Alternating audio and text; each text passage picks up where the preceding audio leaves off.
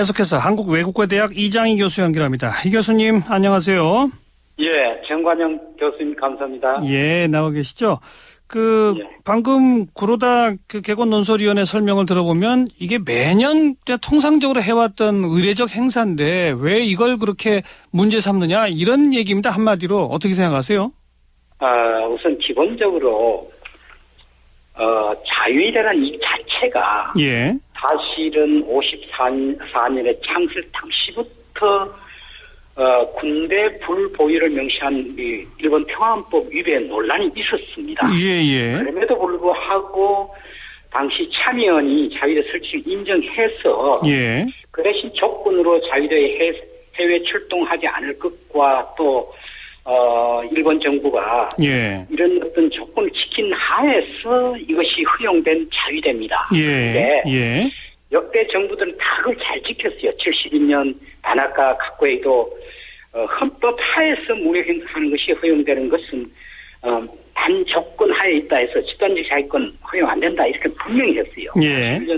서저티 젠코 내각도 그렇게 했는데 예. 아베라는 사람이 들어와서 완전히 지금 집단적 자유권을 인정을 하고 헌법을 무력화하고 그렇죠. 지금은 모기수출 상황 이런 상황 속에 일어나는 예. 자유대 창설 60주년은 예. 너무나 한일 관계가 지금 정상회담도 열리지 않는 이런 분위기를 생각해 본다면 예. 정말 이번에 서울 한복판에 예. 이런 자유대 창설 60주년을 한다는 것은 너무나 사려 깊지 못한 그런 일본 정부 당국의 저는 행위라 예. 이렇게 보고 있습니다. 그러니까 이 교수님 생각은 평상시 같으면 그냥 대사관저 같은 데서 조용히 그런 행사를 하는 거 용인할 수 있지만 지금 예. 집단적 자유권까지 하는 그 마당에 호텔까지 빌려서 성대하게 하려고 했던 것 이게 문제다 이 말씀이군요. 그렇죠. 예. 그런데 또 방금 설명을 들어보면 호텔까지 빌려서 하는 것은 뭐 벌써 1년 전부터 예정돼서 예약까지 해놓은 거였었다. 이런 설명인데 그건 어떻게 보세요? 1년 전부터면 사실은 벌써 아베 정권이 지금 집권한 지가 얼마나 됐습니까? 1년이 넘었잖아요. 그렇군요. 예.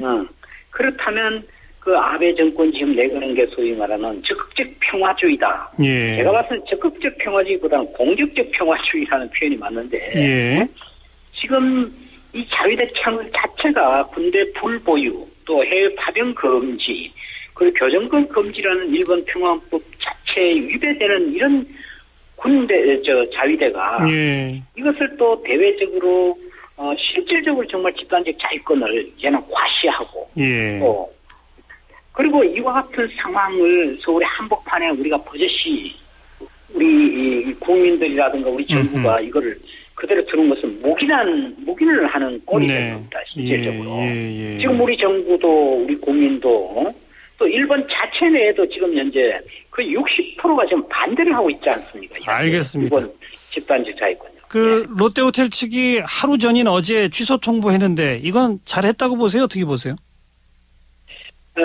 물론 잘했지만은 좀 더 받아들일 때부터 롯데호텔은 애초에 받아들이지 말았어야 한다. 예, 아예 처음부터 이런 것은 아주 거절을 해야 된다고 봅니다. 예.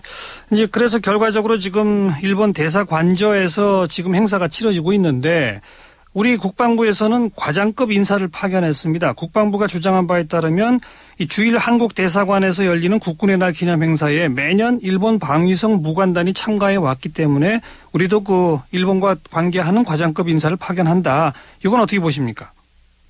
우리 대한민국의 국군의 창설은 정말 축복받을 일이죠. 예. 정말 식민지에서 우리가 독립된 주권 국가로서의 정말 나름대로 역사성을 띠는데 예. 일본의 자유대 창설이라는 것은 원래 군대 보유가 안 되는 그런 것을 예. 미국의 그 냉전 상황 속에 할 수 없이 미국이 사실은 냉전 구조 속에 미국의 국가 전략상 위배함에도 불구하고 만들어지면서 그 대신 몇 가지 조건을 붙인 그런 어떤 면에서는 헌법 위배적인 그런 군대와 우리 대한민국 군대를 같은 평면에서 비교할 수 없다. 평가한다는 것은 좀 곤란합니다. 국방부가 과장급 인사 파견한 것도 잘못됐다 이렇게 보세요? 예, 저는 아주 잘못됐다. 알겠습니다. 우리 외교부의 기본 입장은 특별히 의미 부여 안 한다, 언급하지 않겠다 이런 입장인데 이건 어떻게 또 평가하십니까? 저는 우리 외교부가 이 문제에 대해서는 좀 강하게 항의하고 사과를 받아야 된다고 생각됩니다. 예. 집단적 자위권 문제에 대한 일본 정부에 우리 정부가 항의하는 그런 차원에서 예. 만약에 이런 것도 그대로 우리가 묵인하고 방임을 해버린다면 예. 사실은 뭐 집단적 자위권 그렇게 해도 우리 정부가 요청하지 않는 한 아무 문제가 없다라는 그런 안이한 태도로 지금 국민들에게 비칩니다. 그래서 외교부가 조금 더 강한 그런 일본 정부에 우리의 국민 정서를 전달했으면 좋겠습니다. 예. 일각에서는 아무리 또 집단적 자위권 등등의 이런 현안들이 있고 한일 간에 상당히 갈등이 고조돼 있다고 하지만 일상적 외교 관행은 그냥 지켜나가는 게 좋은 거 아니냐 이런 의견도 있습니다. 어떻게 보세요?